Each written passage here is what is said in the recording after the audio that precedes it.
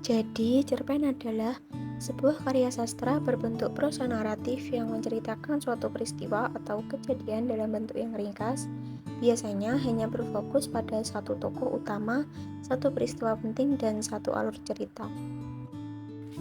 Selanjutnya ada ciri-ciri dari cerpen. Yang pertama, panjangnya relatif singkat, biasanya kurang dari 10.000 kata. Yang kedua, memiliki satu alur cerita utama. Yang ketiga, jumlah tokoh terbatas. Yang keempat, latar, tema, dan konflik tidak terlalu kompleks. Yang kelima, menyajikan kesan atau pesan yang mendalam. Dan yang terakhir, biasanya dapat dibaca dalam sekali duduk. Selanjutnya ada unsur-unsur dari cerpen. Yang pertama, unsur intrinsik, yaitu tema, gagasan utama atau ide pokok yang mendasari cerita. Contohnya tema persahabatan, cinta, perjuangan, kejujuran, dan lain-lain. Yang kedua, tokoh dan penokohan.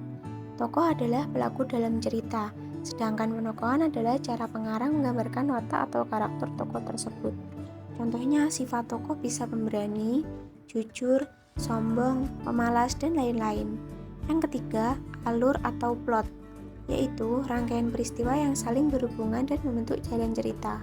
Yang keempat, setting, menjelaskan waktu, tempat, dan suasana terjadinya peristiwa dalam cerita.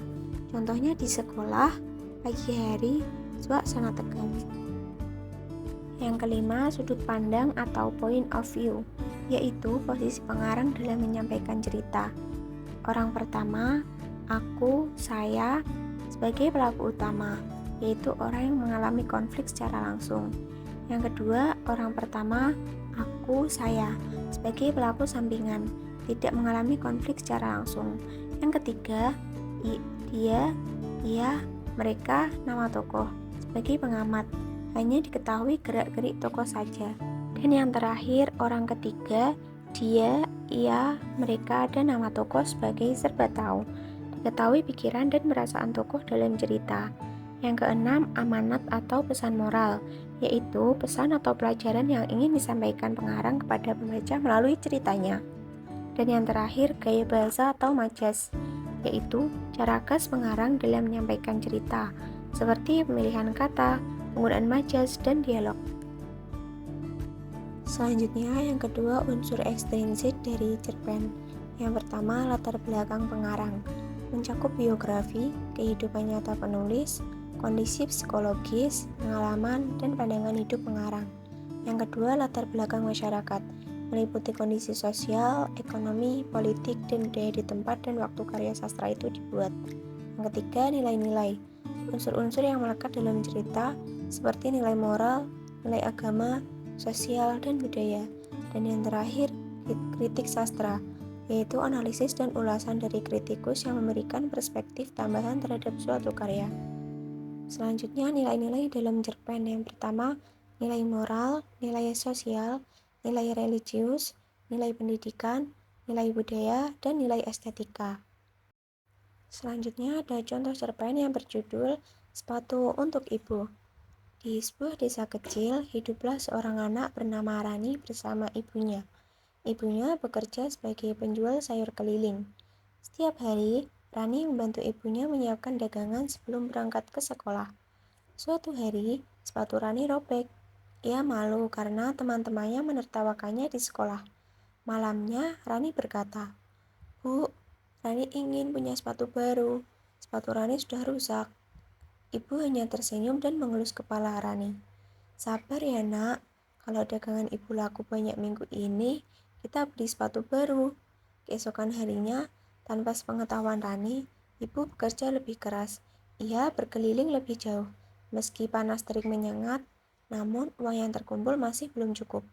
Akhirnya, ibu menjual selendang kesayangannya agar bisa membelikan sepatu baru untuk anaknya.